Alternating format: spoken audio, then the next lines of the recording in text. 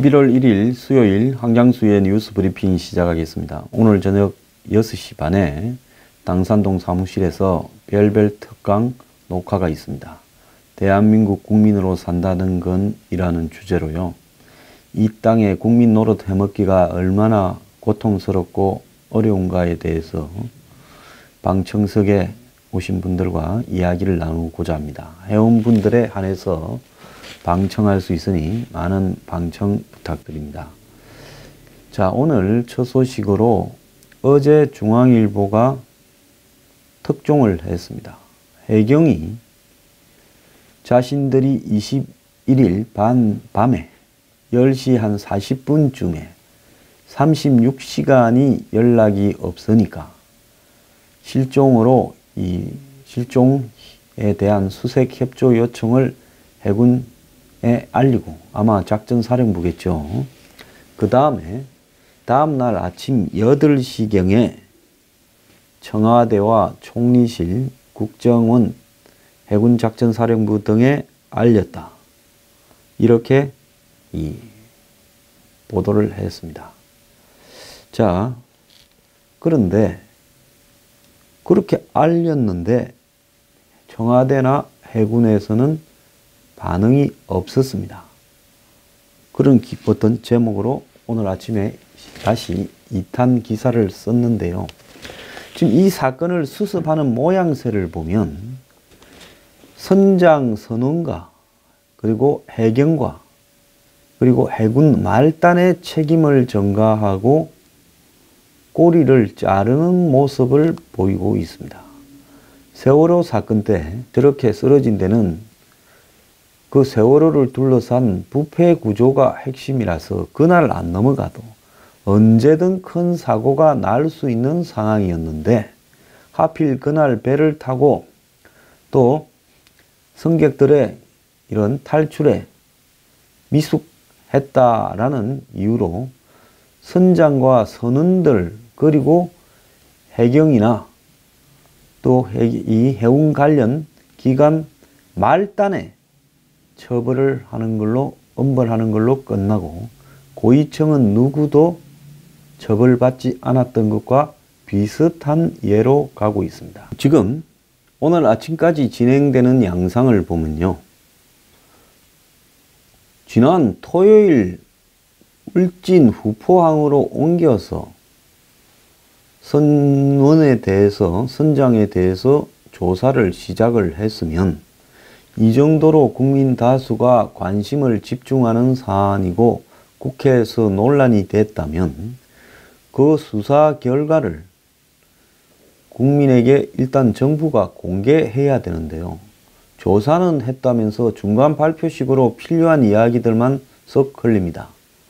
필요한 이야기는 뭔가 하면 배가 아예 울릉도 저동항을 출항할 때부터 선박에 자동 입출항 장비를 끄고 사용하지 않아 자료를 분석할 수 없는 상태였고, 그래서 이 GPS 부분이 되지 않아서 사실상 이 실종이나 납북에 대해서 알기 어려웠다. 이런 이야기를 하고 있고요. 그 다음에 북한에 납포될 때도 GPS 장치나 이런 게 꺼져 있었고 일체의 연락을 해경이나 수협 등에 하지 않았다 라고 이야기를 하고 있습니다. 그래서 지금 이 정권이 잘하는 대로 몰아가는 여론은요, 댓글이나 이런 쪽에는 선장과 선원을 철저히 조사해서 처벌해야 되고, 실제로 지금 그렇게 하려고 다시 이제 법적인 조사를 하는 것 같아요. 각종 괴담이 나오지 않게 이 철저하게 이렇게 대응해야 된다라고 오히려 적반하장격으로 나오고 있습니다. 자, 자기들이 괴담의 천재잖아요. 세월호 때 원전 폐기물을 싣고 가다가 자초됐다, 잠수함한테 들고 바쳤다, 의도적으로 수장을 시켰고 종교와 관련이 있다, 온갖 이야기를 다 했던 사람들이 이 정권을 지지하는 성향을 가진 사람들 중에 핵심적인 인물입니다. 근데 이제 와서 괴담이 이 홍진호와 관련해서 나오지 않도록 해야 된다고요? 자, 그 다음에 이제 또 하나 중요한 거는, 그럼 이렇게 다 보고를 했으면 22일 날 아침에 청와대나 해군이나 그래서 송영무 국방장관도 알아야 되고 대통령한테도 보고돼야 될 건데 잘 안 된 이유를 마치 선주한테 몰아가고 있습니다. 홍진호 선장 전 선장이자 선주는 해경조사에서 22일 오전 8시 20분쯤에 홍진호와 통화했다며 통화 당시 170해리에서 조업하고 있다고 했고 경비 세력도 투입하지 말라는 말을 들어 안전에 문제가 없다고 생각해 실종 신고를 먼저 하지 않았다 이렇게 진술을 했습니다.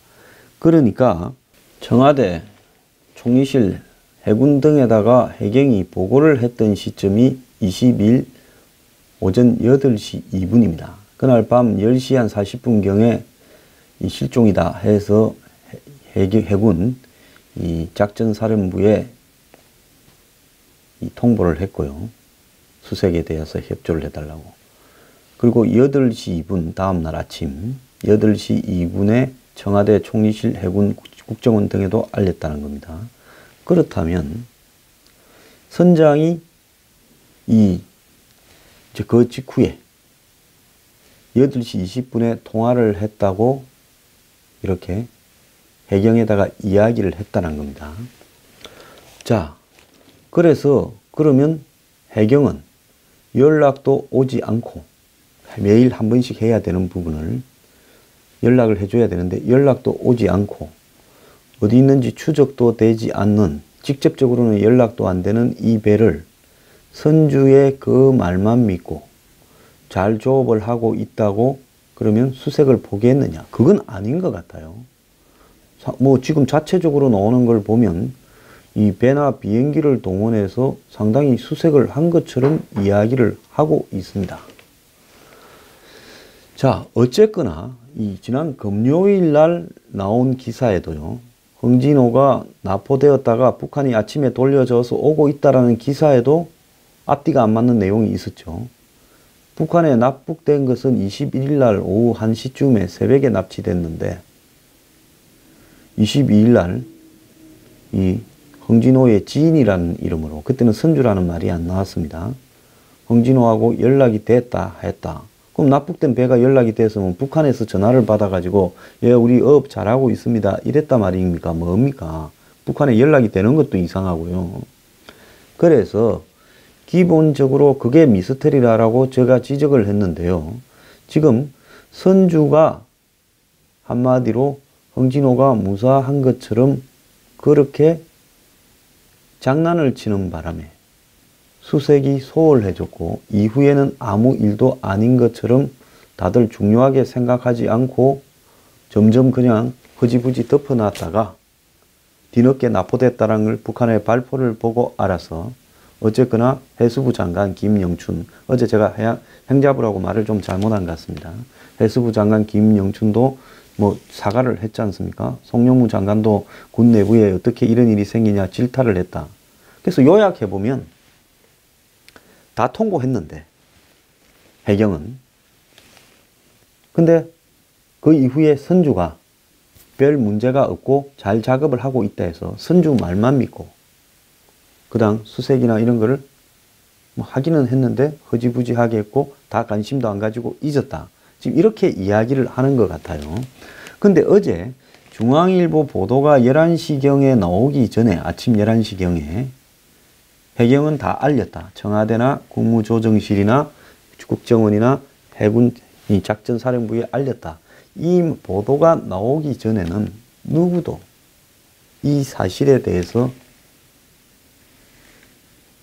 공개하지 않았죠. 들었다라는 이야기를 정부 스스로요. 근데 중앙일보가 보도를 하고 나니까 그 직후에 등장한 것이 선주가 조업을 잘하고 있다고 해서 마치 그런 줄 알았다라는 뉘앙스로 퍼뜨리고 있고 의문의 선언이라는 사람이 익명으로 조선일보에 인터뷰를 해서 정부 측의 입장에서 하고 싶은 이야기를 그대로 중계하기 시작했습니다. 자, 일단 중앙일보 이 보도부터 봅시다. 자, 중앙일보가 홍진호 실종 직후에 해경은 당시 상황을 청와대와 총리실, 해군본부 등의 이 본부네요. 이제 곧바로 전파했던 걸로 확인이 됐다는 거. 그러니까 여기서 21일 날 10시 40분에는 해군 1작전사령부에 알렸고 다음날 아침에는 해군본부에 알렸다는 겁니다. 자, 송영무 국방장관, 조명균 통일장관, 엄현성 해군참모총장은 그뿐만 아니라 김영춘 해수부 장관도 역시 마찬가지죠. 나포 사실을 알지 못했고 그렇게 국회에서 발언을 했고 정부 고위 당국자들이 이 문제에 대해서 매우 안일한 인식을 하고 있었다라는 부분이 확인이 여러 군데서 되고 있습니다. 어제 해양경찰청에 따르면 21일 오후 10시 31분 포항어업정보통신국어로부터 이 수협 산하에 있는 기관이죠. 홍진호가 연락이 닿지 않는다는 통보를 받은 이후 위치 보고 미행 선박으로 지정하고 수색에 들어갔고 40분 만에 오후 11시 11분에 이런 내용을 해군 제1함대 사령부에 전파를 했고 해군 1함대 사령부는 동해의 경비를 맡고 있습니다. 그래서 홍진호가 조난, 전복 등 사고나 납포됐을 가능성에 대비해서 이 해경은 1차적으로 취할 조치를 매우 신속하고 빠르게 취했다고 볼 수 있습니다. 자, 동해 해경에서 밤사이에 이런 보고를 하니까 해경 본청은 22일 오전 8시 2분에 청와대 총리실 해양수산부 국가정보원 해군작전사령부 중앙재난상황실 등 관계부처에 같은 내용을 추가로 전파를 했습니다. 그러니까 해군에 알린 것은 전날 밤 11시에는 동해 경비를 맡고 있는 이 해군 1함대 사령부에 알렸고 그리고 다음날 아침에는 이 해군 본부에 있는 작전사령부에 알렸다는 겁니다. 자, 그러면서 이것은 왜 알렸는가 하면 군에다가는 항공수색, 또 통신사 협조, 즉 이 핸드폰 같은 통화를 했는가 하는 부분이에요. 또 일본, 러시아, 중국 등 인접 국가에 대해서 공문을 통해 홍진호 소재 파악을 이렇게 요청했다는 겁니다. 여기까지 보면 해경은 자기 할 일을 매우 충실하게 했다고 볼 수 있습니다. 그래서 청와대 등에 통보한 다음에 해경은 함정 20척, 항공기 9대를 투입해서 동해 인근 해상과 영공을 광범위하게 수색을 했고요. 동해 해상을 지나는 선박에게는 391 홍진호를 발견하면 바로 통보해 달라는 요청도 교통 문자 방송으로 보냈다고 합니다. 해경 관계자는 선박이 마지막으로 위치 보고한 지 36시간이 지나서 연락이 안 되면 자동으로 수색에 착수한다는 건데요. 이런 여러 가지 상황을 고려해서 가용한 수단을 다 동원했고 내부에서는 납북 가능성도 열어놓고 있었다라는 것이 해경의 입장이라는 겁니다.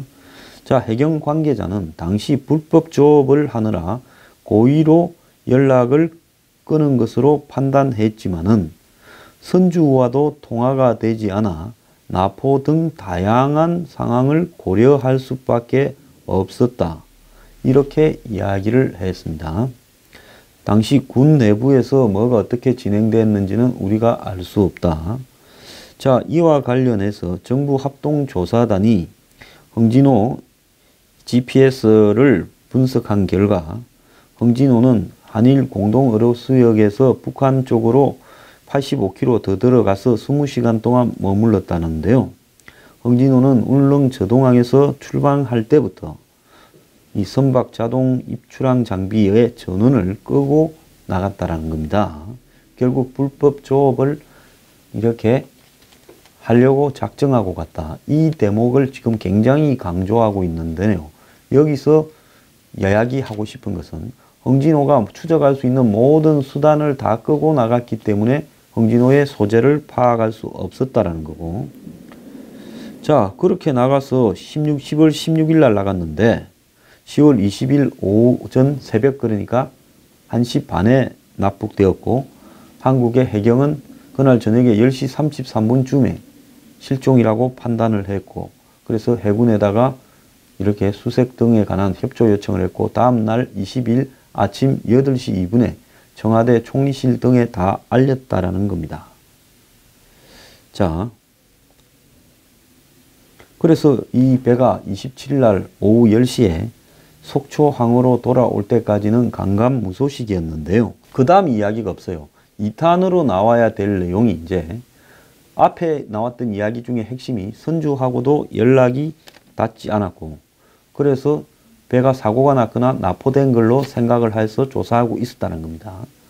자, 그런데 지금 설정 나오는 이야기가 선주가 이 배하고 통화를 했는데, 그런데 잘 이 조업을 하고 있다. 이 말을 22일 날 8시 이후에 해경이 한참 수색을 하고 있는데 이야기를 했다. 그래서 해경은 이 사람들이 선주하고만 연락이 되고 우리하고는 일부러 연락을 안 하고 GPS도 다 끄고 잠수 타서 열심히 고기 잡고 있다 생각해서 그다음부터는 신경 끄지 않고 돌아올 때까지는 가만히 있었다. 그렇다면 이 일일 보고를 하게 된 부분에 무슨 의미가 있습니까? 당장 선주를 체포해서 진짜 어떤 방식으로 연락을 했느냐 한번 보자. 전화로 연락을 했느냐, 핸드폰이 진짜 연락한 기록이 있느냐, 그런 것만 확인해서도 확인이 됐을 거 아닙니까? 근데 말로 하는 뻥을 믿고, 근데 지금 이 정권이 하는 방식은 이제 그 말을 국민들한테 흘리는 전법을 쓰고 있습니다. 어떤 전법을요? 익명으로 선원 한 명이 특정 언론사 하나를 정해서 이렇게 작업이 된 형태의 인터뷰를 하면서 그걸 다 읽어본 국민들은, 욕심 많은 선주 성장 선원들이 한마디로 보고 잡을 욕심에 이렇게 저질렀고, 그걸 갖다가 이렇게 해경이 믿고 한마디로 그 이후에는 이제 말은 안 하겠죠. 어쨌든 수색을 소홀히 하고 어딘가 있겠지 생각하면서 손을 놨다. 이런 식으로 해서 말단의 잘못으로 몰고 가려고 지금 각을 짜놨다라는 것이 제 생각입니다. 자, 그래서 이런 류의 사건을 딱 몰고 가는 방법을 보면요, 저는 감이 옵니다. 옛날에 세월호 침몰 직후에 저는 박근혜 정권에 많은 충고를 했어요. 세월호는 이렇게 수습해야 된다. 그런데 박근혜 정권은 그때 딱 죽는 쪽으로 가더라고요. 그러면서 끊임없이 벌어지는 의혹들을 제대로 대처하지도 못하고 지금 그 세월호 때문에 정권이 사실상 무너지기 시작했다는 겁니다. 그럼 이 정권은 박근혜는 가라앉고 세월호는 떠오른다고 하면서 촛불로 집권한 정권인데, 이 정권은 이런 홍진호를 처리하는 부분에 적어도 박근혜 정권하고는 완전히 다른 투명한 뭔가를 국민들에게 보여줘야 되지 않겠습니까? 근데 이 홍진호 사건을 처리하는 모양을 보면요, 사실은 요만큼까지 시끄러워질지도 생각 못했겠죠. 독립 언론이나 이런 게 없었더라 그러면 홍진호는 일반 언론들만 다 진압하고 작업만 하고 보도 통제하면 며칠 지나면 끝나버릴 거고, 그렇게 생각을 했겠죠. 근데 거기에 통제되지 않는 어떤 이야기들이 계속 나오고, 그러다 보니까 한국당이 국감에 복귀해서 할 일도 없는 참에 이거 물고 늘어지고, 이러니까 이 사건이 예상치 않게 점점 커지고 있는 겁니다. 근데 이걸 지금 수습하는 방법을 봐도요, 정부가 매우 한마디로 점점점 더 의혹의 덩어리를 쌓아가고 있는 모양으로 하고 있다는 겁니다. 저는 쓸데없는 의혹이나 제 개인의 추정이나 대중을 선동하는 이야기를 절대 하지 않고요. 그래서 여기에 무슨 특수요원이 타고 왔니, 무슨 돈 돈가방을 싣고 갖다 주고 거기에 뭔 북한의 특수요원을 싣고 와서 트럼프를 치니 울진 무슨 핵발전소를 폭파하기 위한 원전 배낭을 핵배낭을 가지고 왔니? 이런 이야기는 절대 안 합니다. 왜? 그런 이야기는요. 세월호 때 잠수함에 바쳤다. 원전 폐기물이 있었다. 무슨 뭐 종교와 관계 있다 하는 것과 마찬가지로 한마디로 우리가 가장 싫어하는 사람이 했던 짓거리를 우리가 반복하는 부분이기 때문에 적어도 냉정한 사실관계만을 가지고 이 부분에 대해서 압박을 하고 밝히려고 해야 이 사건의 진실이 밝혀진다는 겁니다. 2부에서 계속하겠습니다.